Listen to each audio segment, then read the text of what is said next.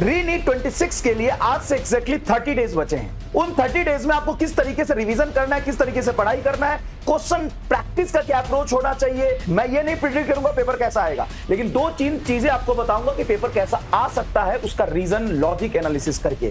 Paper easy आता है तो कैसे पढ़ना है, पेपर टफ आता है तो कैसे पढ़ना है। अगर आपने साल भर कुछ नहीं किया है तो 30 दिन में बायोलॉजी स्ट्रॉन्ग करके बायोलॉजी में तो 350 नंबर ला सकते हो, ये तो कसम खाओ। मैं अगर कहूं तो मैं आपको एग्जैक्टली एनसीईआरटी से 40 से 42 क्वेश्चन दिखा सकता हूं जो एनसीईआरटी के थ्योरी, एनसीईआरटी के एग्जांपल से डायरेक्ट क्वेश्चन है। हेलो एवरीवन, आप सभी को एमआर का बहुत बहुत नमस्कार। रीनीट 26 के लिए आज से एग्जैक्टली 30 डेज बचे हैं। उन 30 डेज में आपको किस तरीके से रिवीजन करना है, किस तरीके से पढ़ाई करना है, क्वेश्चन प्रैक्टिस का क्या अप्रोच होना चाहिए, हर सब्जेक्ट का किस तरीके से आपको पढ़ना है, स्पेशली फिजिक्स में क्या करना है, टेस्ट कितने देने हैं, एनालिसिस कैसे करना है, पेपर इजी आएगा टफ आएगा, उसके लॉजिकल एनालिसिस करके मैं बताऊंगा पेपर कैसा आ सकता है।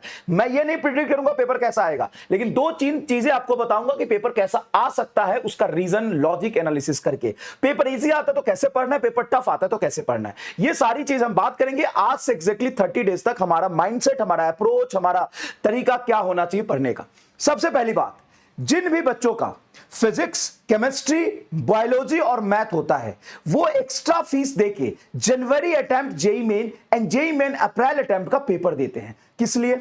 एग्जामिनेशन फोबिया को फील करने के लिए, एग्जाम में बैठ के जो टाइम का कैलकुलेशन होता है उसको समझने के लिए, एग्जामिनेशन का डर मिटाने के लिए, एक रियल टाइम एग्जाम का फील लेने के लिए। हाँ सर, लेकिन हमारे पास तो नहीं है। उसका क्या लॉजिक है? उसका लॉजिक है, आपने भी तो थर्ड में का पेपर दिया था। वो जो पेपर आपने दिया भले ही कैंसिल हो गया, लेकिन उसका पॉजिटिव एस्पेक्ट ये देखिए कि आपने वो पेपर देके ये तो सीखा कि वहां पे थर्ड में को एग्जैक्टली आपके टाइम कैलकुलेशन में क्या गलती हुई थी, आपके पेपर अटेम्प्ट करने के स्ट्रेटजी में क्या गलती हुई थी, आप पे जो एग्जामिनेशन का प्रेशर था उस प्रेशर में आपसे क्या गलती हुई थी, आप जो वहां पे एनसीईआरटी के कई सारे ऐसे लाइन मिस हो गए थे जहां से डायरेक्ट सवाल आए थे। Significant digit, unit and dimension कितना इंपॉर्टेंट है ये समझ में आया। बायोलॉजी के कौन कौन से लाइन से नीट में एग्जैक्टली सवाल आ गए थे उसका फील आया। ये सारे फील आपको फ्री में मिल तो गया थर्ड में को। और आप सभी बच्चे जितने भी इस वीडियो को देख रहे एग्जैक्टली मुझे बताओ थर्ड में को आपसे क्या गलती हुई थी, टाइम के कैलकुलेशन का, सिली मिस्टेक्स का, एनसीईआरटी के पर्टिकुलर क्वेश्चन का क्या गलती हुई थी। उस गलती को आपने एक बार फील कर लिया, उसको दोबारा तो नहीं करोगे ना। ये एक पॉजिटिव एस्पेक्ट हुआ कि नहीं? सर बात तो सही है। दूसरी बात, ये जो आपको 30 to 35 डेज मिले थे, अगर आपने पूरे साल मेहनत किया है, पढ़ाई किया है, एकदम बर्बाद है तो देखो बस कोशिश करो, ना करने से कुछ करना अच्छा होता है।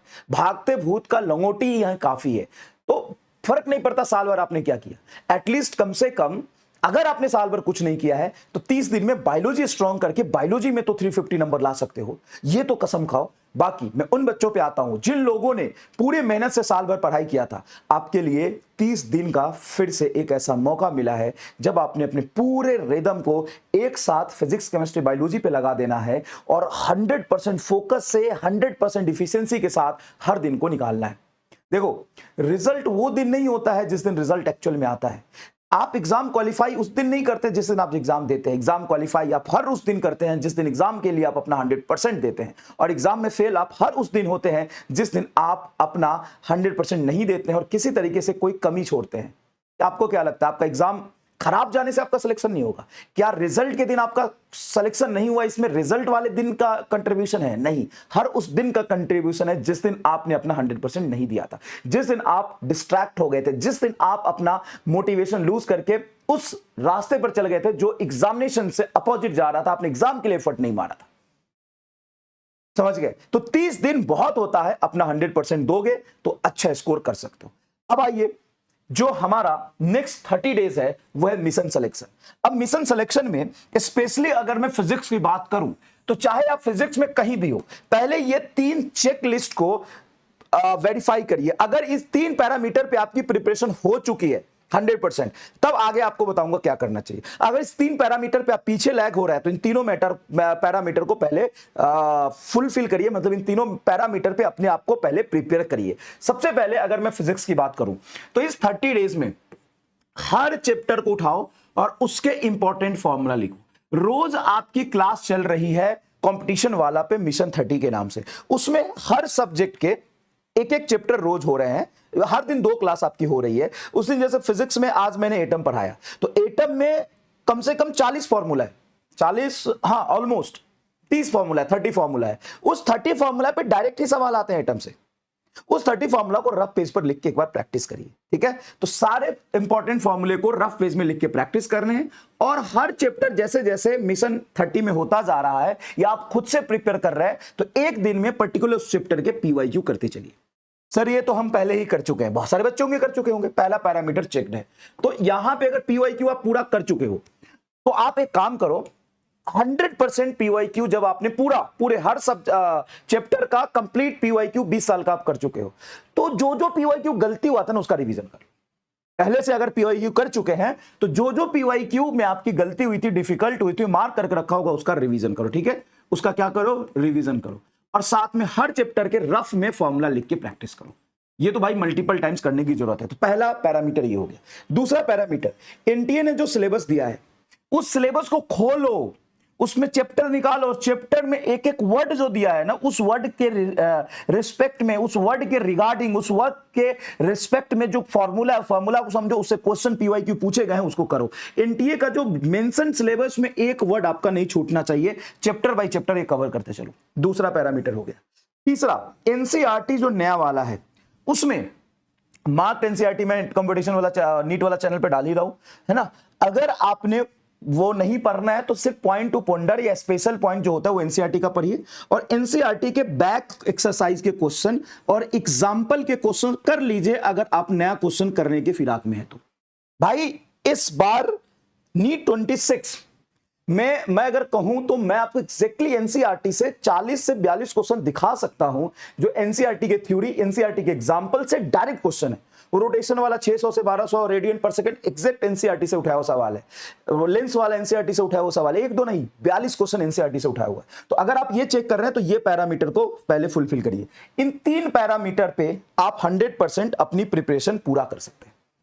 इसको जब आपने कर लिया, इसको अगर आपने कर लिया तो आप मल्टीपल टेस्ट देना शुरू कर दीजिए, है ना।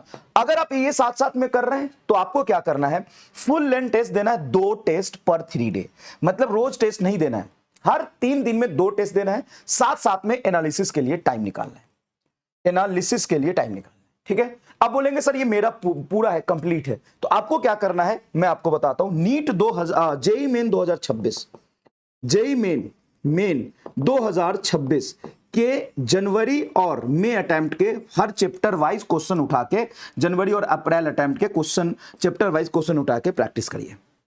अब आप कहेंगे सर ये भी करना जरूरी है, अगर ये सब आप कर चुके हैं तो करना जरूरी है, अगर ये सब नहीं किया तो पहले ये करिए, समझ गए। उसी तरीके से आपको केमिस्ट्री में भी सारे फॉर्मूला, वही 3 पैरामीटर जो है केमिस्ट्री में वही फॉलो करना है। बायोलॉजी में आप जानते हो, बायोलॉजी में बच्चे 300 नंबर लाते हैं ना, कहते हैं बायोलॉजी तो मेरा बढ़िया है, सर फिजिक्स खराब है। नहीं बेटा, आपका बायोलॉजी भी खराब है अगर 360 में से आपके 300 नंबर आ रहे हैं तो। ये जब तक आप नहीं एक्सेप्ट करोगे ना तब तक आप सेलेक्ट नहीं हो सकते। आपको एक्सेप्ट करना पड़ेगा, चाहे पेपर इजी हो या पेपर टफ हो। बायोलॉजी में अगर टफ पेपर में 330 प्लस नहीं आते हैं और इजी पेपर में 350 प्लस नहीं आते तो आप सिलेक्शन भूल जाइए, किसी भी तरीके से आपका होने वाला है। अगर पेपर टफ आता है तो 330 प्लस और पेपर इजी आता है तो 350 355 नंबर आपके, तब जाके आप कह सकते हो कि बायोलॉजी आपका ठीक है। 300 310 290 नंबर लाके बायोलॉजी ठीक नहीं कहते, उसको कहते हैं महाघटिया बायोलॉजी है आपकी, उसको इंप्रूव करिए, ठीक है। और फिजिक्स और केमिस्ट्री में ये वाली चीजें करिए। अब ये चीजें सेल्फ डिसिप्लिन के साथ नहीं हो पा रहा है तो आपके लिए मिशन 30 चल रहा है। डेली लेक्चर होता है, 2 लेक्चर होता है, इनफैक्ट डेली 2 लेक्चर होता है। उस 2 लेक्चर को करते चलेंगे तो आपको एग्जैक्टली मैं बता दूं, जिस तरीके से फिजिक्स में हमेशा, चाहे उम्मीद की बात करो या कभी भी बात करो, एकदम टाइम लिमिट के साथ, डिसिप्लिन के साथ, टाइम के पहले सिलेबस कंप्लीट होता है ना। जैसे मेरा ही पोर्शन देखो, इस बार भी उम्मीद में मैंने टाइम से पहले कंप्लीट करके दे दिया था आपको 12th, और लास्ट ईयर उम्मीद में भी टाइम से पहले कंप्लीट करके दिया था। तो आपका मैं कोशिश कर रहा हूं जो 12th वाला पोर्शन मुझे पढ़ाना, मैं 10 जून तक आपका कंप्लीट कर दूंगा। फिर भी वहां से आपके 11 दिन पेपर के बचे होंगे और बाकी सब्जेक्ट भी उसी डेडिकेशन डिसिप्लिन से चल रहा है, वो भी टाइम से पहले कंप्लीट हो जाएगा, ठीक है। तो आप इससे स्टिक होके अपना काम कर सकते हो।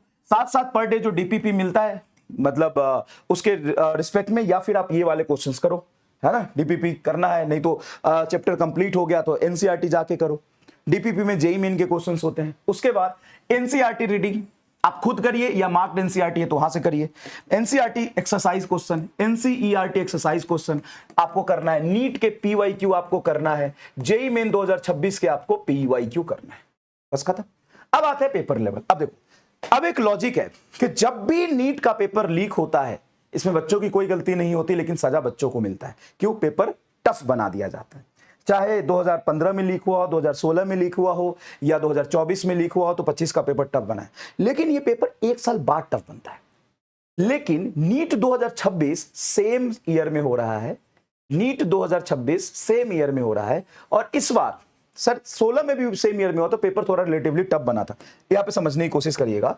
नीट 2026 और ये रीनीट 2026। अब यहां पे बात ये आती है कि सेम ईयर में पेपर का अगर लेवल में बहुत ज्यादा डिफरेंस आएगा तो सीधा सीधा सवाल ये उठता है कि आपका कोई पैटर्न नहीं है क्या एग्जाम का, और बच्चे और ज्यादा परेशान और पैनिक होंगे। तो सारा क्रेडिट किसको जाता है? जिसके गलती से पेपर लीक हुआ है, जिसके गलती से पेपर का कोई पैटर्न फिक्स नहीं हो पा रहा, जिसके गलती से पेपर का कोई एक तरीका नहीं डिफाइंड हो रहा, जिसके बेसिस पे बच्चा उस चीज की तैयारी करे। आप बताओ कि एक पेपर होने वाला है, उस पेपर का कोई पैटर्न ही फिक्स नहीं है, तो बच्चा तैयारी कैसे करेगा? किस तरह से तैयारी करेगा? कंफ्यूज रहेगा। तो सेम ईयर में ऐसा करने से बच्चों पे प्रेशर बहुत ज्यादा आ सकता है और एनटीए की क्रेडिबिलिटी पे दाग लग सकता है। तो मेरे हिसाब से उनको ये लॉजिकली सोचना चाहिए कि जेईई का पेपर एक अलग तरीके का होता है, उसमें टाइम ज्यादा मिलता है। नीट के पेपर एक अलग तरीके का होता है, उसमें टाइम कम मिलता है। उस टाइम के अकॉर्डिंग और जिस तरीके का नीट का 20 साल से पेपर होता आ रहा है, उसी तरीके से उनको कराना चाहिए। नहीं तो ये बात होगी कि गलती भी खुद करो और सजा दूसरे को दो, तो ये तो बहुत बड़ी गलत होगी, बहुत बड़ा मिस्टेक होगा। जिन बच्चों ने 2026 में अच्छे से मेहनत करके परफॉर्म किया है, अगर अचानक से पेपर का लेवल फिर अपोजिट कर दोगे तो उन बच्चों का नुकसान होगा। तो शायद एनटीए इसके बारे में सोचे तो पेपर लेवल इजी या मॉडरेट रख सकती है। तो इजी और मॉडरेट रखेगा तो वही आपको ध्यान में रखना है कि स्पीड एंड एक्यूरेसी से आपको पेपर देना पड़ेगा। जिस तरीके से आपने पेपर नीट 2026 का दिया था, उसी तरीके से आपको नीट 2026 रीनीट का पेपर देना पड़ेगा, ठीक है। लेकिन ये हम 100% कह तो नहीं सकते कि इतना उनमें मैच्योरिटी होगा, इतना उनमें दिमाग होगा, ये हम नहीं कह सकते। हो सकता है कि समझ गए ना, तो इतना नहीं हो सकता। तो पेपर लेवल टफ बनाएंगे। पेपर लेवल टफ बनेगा तो इसमें कोई नुकसान नहीं है ना। पेपर लेवल अगर लेंदी और मॉडरेट या टफ बनता है तो इसमें आपका कोई नुकसान नहीं है, नहीं कोई नुकसान नहीं है। आप इस बात को समझने की कोशिश करिए। हो सकता है पेपर देते समय आपको थोड़ी डिफिकल्टी आई, सेलेक्टिविटी पे प्रॉब्लम आई। सेलेक्टिविटी मतलब सारे क्वेश्चन सेलेक्ट नहीं करने होते, क्वेश्चन सेलेक्ट करके आपको स्पीड से करना होगा, ठीक है। तो वहां पे आपको दिक्कत आएगा।